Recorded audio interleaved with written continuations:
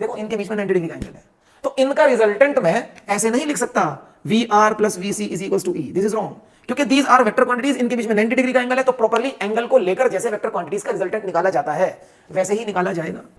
Welcome बच्चों, and we are back again with the next lecture. This is going to be lecture number 21 from the unit of EMI and AC, and the chapter we are doing is AC, that is alternating current, and the topic of the class today is flow of alternating current through a series combination of capacitance and resistance circuit। एक ऐसा electrical circuit जिसमें capacitor लगा है और resistor लगा है और ये दोनों सीरीज में लगे हैं। इस सर्किट में अगर ऑल्टरनेटिंग करंट फ्लो करेगा then what is going to be the relationship between EMF and current. EMF और करंट किस तरीके से फ्लो करेंगे, कौन आगे होगा कौन पीछे होगा, क्या इनके बीच का फेज डिफरेंस होने वाला है, क्या इस सर्किट के पीछे कहानियां छिपी हुई हैं, ये सब चीजें रिवील करेंगे हम आज इस लेक्चर में। तो स्टार्ट करेंगे लेक्चर को एक इलेक्ट्रिकल सर्किट डायग्राम के साथ। डायग्राम में होंगे हमारे series combination of capacitor of capacitance C and resistor of resistance R, और ये सीरीज कॉम्बिनेशन लगा देना है एक सोर्स ऑफ ऑल्टरनेटिंग करंट के साथ, जहां से इसको मिलेगा ऑल्टरनेटिंग पोटेंशियल डिफरेंस या ऑल्टरनेटिंग वोल्टेज या ऑल्टरनेटिंग ईएमएफ, जो भी आप नाम से बुलाना चाहो। ओके, और ये lecture and the last lecture जो आपने किया है लेक्चर नंबर 20 ऑलमोस्ट सिमिलर हैं। जो चीज़ें आपने लास्ट लेक्चर में सीखी थी वैसी ही चीज़ें आज इस लेक्चर में भी अप्लाई होने वाली हैं। तो अगर आपने लास्ट लेक्चर अच्छे से किया है तो इस लेक्चर में मुझे नहीं लगता कोई भी प्रॉब्लम आने वाली है, बहुत स्मूथली आपको ये समझ में आएगा। तो करते हैं सर्किट डायग्राम को कंप्लीट। ये हमारा सीरीज कॉम्बिनेशन ऑफ कैपेसिटर और रेजिस्टर है, इसको देनी है ऑल्टरनेटिंग सप्लाई, तो ऑल्टरनेटिंग सोर्स पे कर दूंगा मैं इसको कनेक्ट लाइक दिस। अब देखो आप, this is alternating source of EMF, let the equation of this EMF is E not sine omega T, E is equals to E naught sin omega t। E is instantaneous value of EMF, E naught is peak value of EMF, और इस instantaneous value of EMF से किसी भी given time t पर इस circuit में जो current flow करेगा, let the value of the current is I, let the value of the current is I, and E is equals to E naught sin omega t is the instantaneous value of EMF at any given time। Okay, अब जब ये current flow करेगा तो ये current जब capacitor के through जाएगा तो कुछ पोटेंशियल डिफरेंस कैपेसिटर को मिलेगा। Let the potential difference across capacitor is Vc, and जब ये करंट रेजिस्टर के थ्रू फ्लो करके जाएगा तो रेजिस्टर को भी कुछ पोटेंशियल डिफरेंस मिलेगा। Let the potential difference across resistor is Vr। तो जैसे आपने लास्ट टॉपिक में किया मेरे साथ कि दोनों के पोटेंशियल डिफरेंस को कैलकुलेट करना है, तो दोनों के पोटेंशियल डिफरेंस कैलकुलेट करते हैं। पहले लिखूंगा पोटेंशियल डिफरेंस अक्रॉस रेजिस्टर, ठीक है। Potential difference across resistor VR है, VR potential difference is current into resistance, याद है ना, potential difference is current into resistance. तो करंट है I करंट फ्लो करके जा रहा है इससे, और रेजिस्टेंस है R। Let this be equation number 2, and similarly potential difference across capacitor, capacitor का पोटेंशियल डिफरेंस है Vc, और Vc potential difference is equals to current into resistance, याद है ना। अरे ये चीज EMF is equals to current into resistance. जिस दिन से ऑल्टरनेटिंग करंट स्टार्ट हुआ है, ऑल्टरनेटिंग करंट के फर्स्ट लेक्चर से मैं आपको ये रिलेशन समझा रहा हूं। ओके, तो ये रिलेशन मत भूलना, हर बार हर कॉन्सेप्ट में लगी रही है। तो पोटेंशियल डिफरेंस मतलब EMF is equals to current, current कितना जा रहा है कैपेसिटर से I, और कैपेसिटर का रेजिस्टेंस, कैपेसिटर का रेजिस्टेंस कब हुआ था, जिस टॉपिक में आपने सीखा था AC flowing through purely capacitive circuit, वहां हुआ था। I think the lecture is lecture number 19 of this unit only. तो कैपेसिटर का रेजिस्टेंस होता है XC, याद है XC की वैल्यू, XC की वैल्यू 1/ωc, ये XC की value, omega is the frequency of the alternating EMF and C is the capacitance of the capacitor. तो XC होता है 1/ωc, इसको मत भूलना। ओके, तो let this is equation number 3। अब क्या करना है, लास्ट लेक्चर याद करते जाओ, चीजें याद आती जाएंगी। इसके बाद था फेजर डायग्राम। फेजर डायग्राम से हमें समझ आता है कि इन दोनों पोटेंशियल डिफरेंसेस के बीच में क्या फेज एंगल है और किस तरीके से इनको सॉल्व करेंगे कि इनका रिजल्टेंट E आ जाए।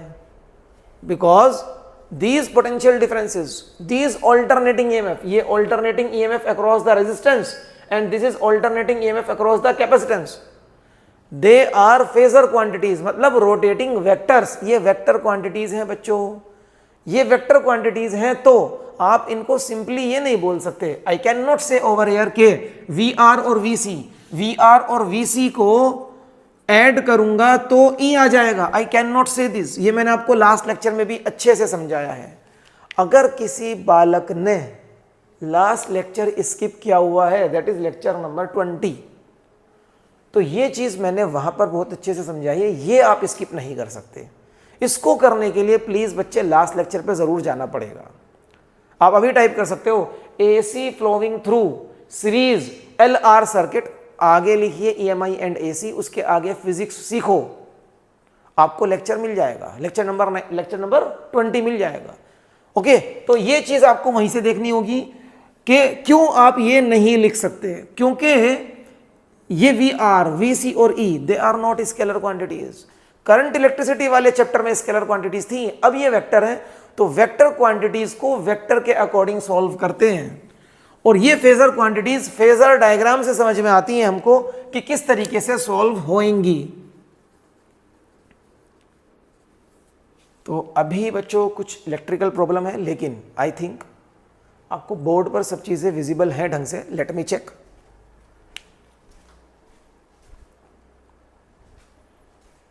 यस, बोर्ड पे विजिबल है। मैं दिखूं ना दिखूं, बोर्ड दिखना चाहिए। क्लास को कंटिन्यू रखते हैं, पढ़ाई इंपॉर्टेंट है, इलेक्ट्रिकल प्रॉब्लम तो सॉल्व हो जाएगी थोड़ी देर में।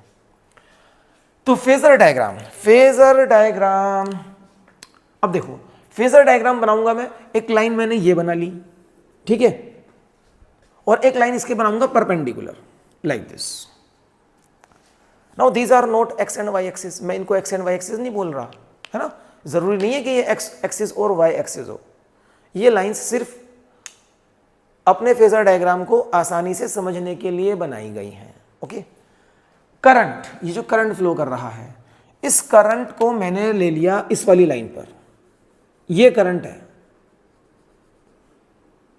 Current I, current. अब जब ये करंट रेजिस्टर के थ्रू फ्लो करता है, तो रेजिस्टर क्या चाहता है कि दोनों सेम फेज में रहें। कौन दोनों? करंट एंड ऑल्टरनेटिंग EMF जो उसके अक्रॉस है, ये दोनों सेम फेज में रहेंगे।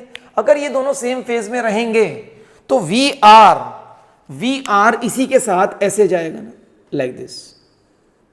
ये फेजर डायग्राम भी आपको लास्ट लेक्चर में बहुत अच्छे से डिटेल से कराया था मैंने। तो I और VR का फेज तो देखो सेम है, फेज सेम है, मतलब इनके बीच में कोई फेज डिफरेंस नहीं है ना, there is no phase difference between them, इसलिए दोनों एक ही डायरेक्शन में हैं। ओके, अब आ जाओ कैपेसिटर पे। कैपेसिटेंस लेक्चर नंबर 19 है ना, लेक्चर नंबर 19 कैपेसिटेंस वाला था, प्योरली कैपेसिटिव सर्किट का। वहां पर हमने सीखा था कि जब ऑल्टरनेटिंग करंट कैपेसिटर के थ्रू फ्लो करता है तो करंट EMF से 90 डिग्री आगे निकल जाता है, या इन अदर वर्ड्स कैपेसिटेंस पे जो ऑल्टरनेटिंग EMF है, पोटेंशियल डिफरेंस है, वो करंट से 90 डिग्री पीछे रह जाता है फेज में। अब करंट तो कैपेसिटर के थ्रू भी I फ्लो कर रहा है, I, तो उसका जो पोटेंशियल डिफरेंस है VC, उसका जो ऑल्टरनेटिंग EMF है कैपेसिटेंस पे, देखो यहां से यहां तक कितना पोटेंशियल डिफरेंस लगा है VC, ये इस करंट से 90 डिग्री फेज में पीछे रहेगा। पीछे रहेगा मतलब क्लॉकवाइज आ जाओ, आगे का मतलब होता है एंटी क्लॉकवाइज जाना, पीछे का मतलब होता है क्लॉकवाइज आ जाओ, तो क्लॉकवाइज डायरेक्शन में 90 डिग्री, क्लॉकवाइज डायरेक्शन में 90 डिग्री इस लाइन पे आ गए, इसलिए बनाई थी ये वाली लाइन। इस तरह से लगेगा VC। Now this diagram shows us clearly के VR और VC में 90 डिग्री का एंगल है and they are vector quantities. देखो इनके बीच में 90 डिग्री का एंगल है, तो इनका रिजल्टेंट मैं ऐसे नहीं लिख सकता VR plus VC is equals to E, this is wrong, क्योंकि दीज आर वेक्टर क्वांटिटीज, इनके बीच में 90 डिग्री का एंगल है, तो प्रॉपरली एंगल को लेकर जैसे वेक्टर क्वांटिटीज का रिजल्टेंट निकाला जाता है वैसे ही निकाला जाएगा। तो यहां पर हम कंप्लीट करेंगे ये वाला rectangle parallelogram law of vector addition के अकॉर्डिंग, और इस पैरेललोग्राम या इस रेक्टेंगल का ये वाला diagonal will give us the resultant, इससे आएगा रिजल्टेंट E, ये वाली वैल्यू E, ये रिजल्टेंट आएगी। अब डायग्राम से इतना तो क्लियर है कि ये E I से कुछ तो पीछे रह गया है, EMF lags behind current by a phase phi, और ये फाई एक ऐसा एंगल है जो 0 से 90 डिग्री के बीच में कहीं है, एक्यूट एंगल है। तो it is clear from this phasor diagram के जब भी एक सीरीज कॉम्बिनेशन ऑफ कैपेसिटर और रेजिस्टर से AC करंट फ्लो करेगा तो ये करंट इस EMF से फेज में कुछ आगे होता है। देखो EMF से आगे है, कितना आगे? It leads EMF by a phase of phi where phi is an acute angle. Phi is between 0 to 90 degree. या आप दूसरे वर्ड में बोल सकते हैं कि ये EMF इस करंट से कुछ पीछे रह जाता है, देखो पीछे रह गया, कुछ पीछे रह जाता है by a phase of phi where phi is an angle between 0 to 90 degree. Okay, अब मुझे एक रिलेशन लिखनी है so that मैं I की इक्वेशन तक पहुंचूं और कुछ और रिजल्ट्स भी यहां से निकाल सकूं। देखो इक्वेशन लिखने के लिए आपको कुछ नहीं करना है, ये सोचना है कि VR और VC से E कैसे आएगा। तो ध्यान देंगे आप एक ट्राइंगल पे, let this point is O, this point is A, this point is C और इस पॉइंट को मैंने मान लिया B, है ना। ये ट्राइंगल हो गया OACB, OACB, ये rectangle, sorry no triangle, rectangle हो गया। इसमें से एक ट्राइंगल देखो OAC, क्या मैं इस ट्राइंगल पे पाइथागोरस लगा सकता हूं? आप देखो, अब इन ट्राइंगल OAC क्या मैं इस ट्राइंगल को ऐसे लिख सकता हूं OC स्क्वायर, लास्ट लेक्चर में भी बिल्कुल यही था सब कुछ, is equals to OA square plus AC square, ये लिख सकते हैं ना हम लोग। हाइपोटेन्यूज का square is equals to base का स्क्वायर प्लस परपेंडिकुलर का स्क्वायर। अरे 8वीं क्लास से पढ़ते आ रहे हो ना पाइथागोरस थ्योरम, वही तो लगा दिया है। अब व्हाट इज OC? OC है एक्चुअल में E, तो OC की जगह में E स्क्वायर लिख दूं, OC की जगह E। OA, what is OA? OA है एक्चुअल में VR, तो VR का स्क्वायर लिखा जाएगा। एंड AC जितना ये है उतना ही ये है, और ये है VC, तो AC की जगह आई कैन राइट VC का स्क्वायर, क्योंकि यहां लग रहा है स्क्वायर। VR और VC की वैल्यूज इक्वेशन नंबर 2 और 3 से उठाई जा सकती हैं, उठाकर यहां पर ले आओ और देखते हैं फिर क्या आएगा आगे हमारा रिजल्ट। इलेक्ट्रिसिटी की प्रॉब्लम रिजॉल्व हो गई है और बोर्ड के साथ साथ मैं भी अब आपको दिखने लगा हूं, ठीक है ना। देखिए इधर E square is equals to VR की वैल्यू IR है, IR लगा दो, उस पे होल स्क्वायर लगा हुआ है। VC की वैल्यू IXC लगा दो, IXC पर भी होल स्क्वायर लगा हुआ है। दोनों जगह से I कॉमन लेकर आएंगे तो I स्क्वायर आ जाएगा बाहर, क्योंकि ये स्क्वायर लग रहा है ना दोनों जगह, तो I स्क्वायर बाहर आएगा, ब्रैकेट में जाएगा R प्लस XC का square, R square plus XC का स्क्वायर। सब कुछ वैसे ही तो चल रहा है जैसा लास्ट लेक्चर था, कुछ भी तो नया नहीं है। बस फेजर डायग्राम लास्ट लेक्चर में ऊपर था, इसमें इस वाली लाइन के नीचे आ गया है, आना भी था क्योंकि लास्ट लेक्चर में इंडक्टर था, इस लेक्चर में कैपेसिटर है, तो कुछ तो फर्क आएगा। मुझे चाहिए E के लिए इक्वेशन, तो मैं इसका कर दूंगा root E is equals to I, दोनों तरफ रूट करना है बच्चों, तो E स्क्वायर का रूट E, आई स्क्वायर का रूट आई, और इस ब्रैकेट पे लग जाएगा एक square root R square plus X C का square under the root. This is the important relation, ये एक इंपॉर्टेंट रिलेशन है, and I will compare this relation with this EMF is equals to current into resistance. बार बार ये equation मैंने लिखी है पिछले कुछ लेक्चर्स में। EMF कंपेयर करो, EMF E yes, current I yes, resistance मतलब ये जो रूट में जो भी लिखा है ये क्या है, ये रेजिस्टेंस है, दिस इज रेजिस्टेंस। इसकी जगह मैं सिंबल यूज करूंगा Z, बिल्कुल वैसे ही जैसे लास्ट लेक्चर में यूज करा था। कितनी बार बोलोगे sir last lecture last lecture, but हर बार बोलूंगा, माइंड में बिठाऊंगा आपके। देखिए इधर E is equals to I Z, ये लिख सकता हूं मैं, है ना, और I can write it as E is equals to I Z. इसी रिलेशन को मैंने ऐसे लिख दिया। अब Z क्या है, where Z is equals to, ये Z इसकी जगह आया है R square plus X C square under the root. इसके पास कौन सी डायमेंशंस हैं, यही तो Z है, ये दिस इज Z। तो ये है क्या, ये रेजिस्टेंस है, तो कौन से डायमेंशंस है, रेजिस्टेंस वाले डायमेंशंस हैं। Has got dimensions of resistance, इसके डायमेंशंस रेजिस्टेंस वाले डायमेंशंस हैं, और आज से हम इसको एक प्यारे से नाम से बुलाएंगे, और वो नाम है इम्पीडेंस। क्योंकि इसमें लगा है कैपेसिटर, तो इसका पूरा नाम है capacitive impedance, and it is known as capacitive impedance. इसको बुलाएंगे हम कैपेसिटिव इम्पीडेंस के नाम से। ओके, तो एक इंपॉर्टेंट सी रिलेशन मिल गई है, E is equals to I Z, और Z यही है R square plus X C square under the root. तो इसको या इसको, दोनों ही इक्वेशंस को एक ही है, मैं एक ही नंबर दूंगा, and that is going to be equation number 1 2 3 4। Okay, तो यहां तक हम आ गए। अब मैं अगर चाहूं पता करना कि E और I के बीच में जो ये फेज डिफरेंस है फाई, क्या इसके लिए कोई फॉर्मूला मिलेगा?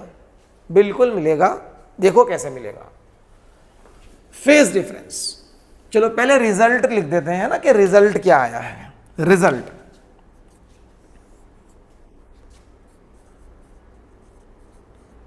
Result for this case when AC flows through a series CR circuit, in this case current is leading the EMF by a phase phi.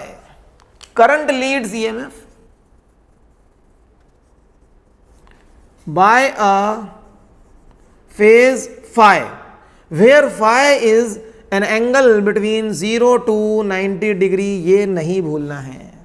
और आप ये भी कह सकते हो कि EMF lags behind current by a phase of phi, ये भी बोल सकते हो EMF lags behind current by a phase of phi। EMF current से पीछे रह गया है by a phase of phi। चलो मैं लिख देता हूं।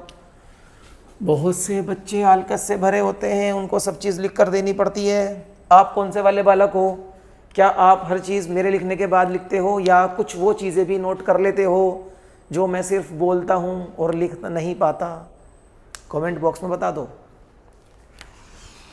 चलो इसको लिखता हूं मैं, क्या हो रहा है यहाँ पर EMF के रेस्पेक्ट में। तो मैंने बता दिया कि हाँ, करंट लीड्स EMF, करंट के रेस्पेक्ट में बता दिया। EMF क्या कर रहा है, EMF लैग्स बिहाइंड करंट।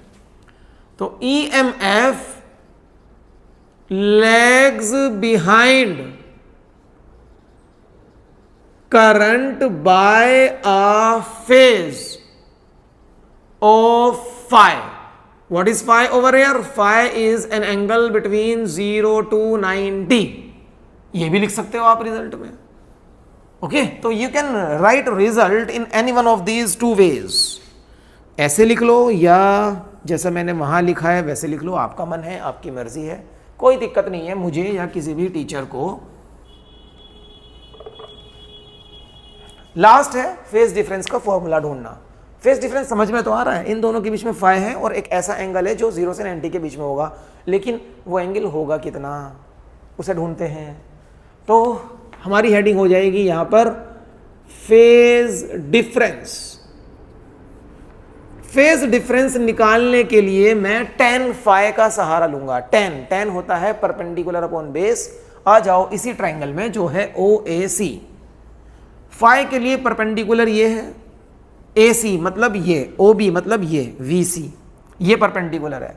तो tan phi is equal to perpendicular upon base है VR, ये है फॉर्मूला। VC की जगह आप कभी भी IXC लिख सकते हो, IXC, और VR की जगह you can right IR, I से कैंसिल हो जाएगा I, तो मेरे पास फॉर्मूला IXC अपॉन R, ये फॉर्मूला और ये भी फॉर्मूला, दोनों को याद करो।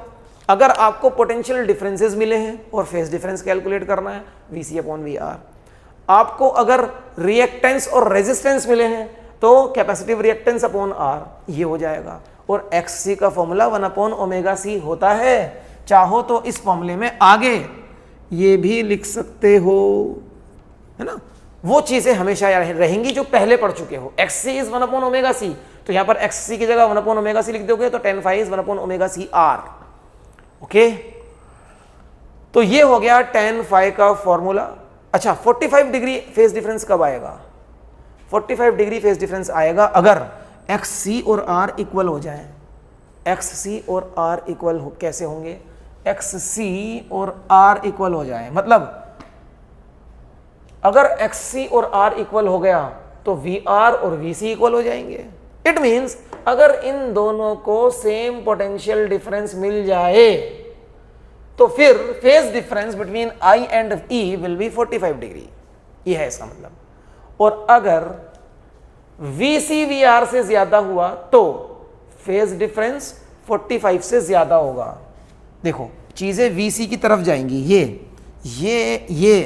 EMF वाला फेजर VC की तरफ हो जाएगा, 45 डिग्री से ज्यादा हो जाएगा। और अगर VR ज्यादा हो गया, डिनोमिनेटर ज्यादा हो गया, तो value will be less than 1, मतलब 5 degree, 5 will be less than 45 degree. अगर VR ज्यादा हुआ तो 5 will be less than 45 degree, मतलब ये फेजर जो E वाला है वो VR की तरफ जाएगा, VR की तरफ। भाई ये कैपेसिटेंस और रेजिस्टेंस की मिलीजुली सरकार है। रेजिस्टेंस चाहता है कि I और VR एक साथ चलें, सेम फेज में चलें। कैपेसिटेंस चाहता है नहीं, ऐसा नहीं होने दूंगा, I और VC के बीच में 90 डिग्री का एंगल रखूंगा। दोनों एक साथ मिल गए तो कुछ बात इसकी मानी जाएगी, कुछ इसकी मानी जाएगी, तो फेज डिफरेंस ना तो 0 रहेगा इसके अकॉर्डिंग, ना ही 90 डिग्री रहेगा इसके according, but it will be somewhere between 0 to 90। अगर दोनों का इफेक्ट इक्वल है, मतलब VR VC इक्वल है, तो फेज डिफरेंस 45 ठीक बीच में। और अगर VR का इफेक्ट ज्यादा है तो फेज डिफरेंस 45 से कम, VC ज्यादा है तो फेज डिफरेंस 45 से ज्यादा। इन चीजों को खुद एनालाइज करना सीखो। ऐसी चीजें अगर आप एनालाइज कर लोगे तो बहुत सारे क्वेश्चंस विदाउट सॉल्विंग देखते ही हो जाते हैं। और आजकल तो जैसे MCQ भी आते हैं आपके एग्जाम्स में, अप्रॉक्सीमेटली 15 to 20 मार्क्स का वेटेज सिर्फ और सिर्फ MCQ का है। तो उन चीज़ों को भी करने के लिए उनमें टाइम नहीं लगना चाहिए। ऐसे एनालिसिस आपको हर टॉपिक से करने हैं। इस तरह से फिजिक्स को पढ़ा जाता है। This is how we study and prepare the subject of physics. आज का लेक्चर हमारा यहीं फिनिश होता है। आज के लेक्चर में जो चीज़ें आपको बतानी थी वो कंप्लीट हो चुकी हैं। एंड अगर आपको आज की क्लास से बच्चों थोड़ा भी बेनिफिट फील हो रहा है, आपको ऐसा लगता है कि हाँ, इस क्लास को करने के बाद, अगर मैंने टॉपिक पहले भी किया हुआ था लेकिन इस क्लास को करने के बाद और बेहतर समझ में आया है और कुछ नई चीज़ समझ आई है, then please like this video और इन वीडियो क्लासेस को अपने दूसरे फ्रेंड्स के साथ भी शेयर कीजिए। एंड इसी तरीके से अगर आप बाकी के टॉपिक्स पर भी क्लासेस चाहते हैं, क्योंकि मैं तो पूरा क्लास 12th का फिजिक्स का सिलेबस यहाँ आपके इस प्यारे से चैनल फिजिक्स सीखो पर डेली अपलोड कर रहा हूँ, तो आप चाहते हो कि सारी क्लासेस इसी तरीके से आपको भी मिलती रहें, तो please subscribe the channel and press that bell icon. वो बेल आइकन को भी प्रेस कर दीजिए सो दैट हर एक वीडियो क्लास की नोटिफिकेशन प्रॉपरली आपको टाइम पर मिलती रहे और कोई भी ऐसी चीज़ मिस ना हो जाए जो आप पहले नहीं कर पाए थे। तो अब मिलेंगे हम अपने नेक्स्ट लेक्चर में एक नए टॉपिक के साथ। Till then bye bye.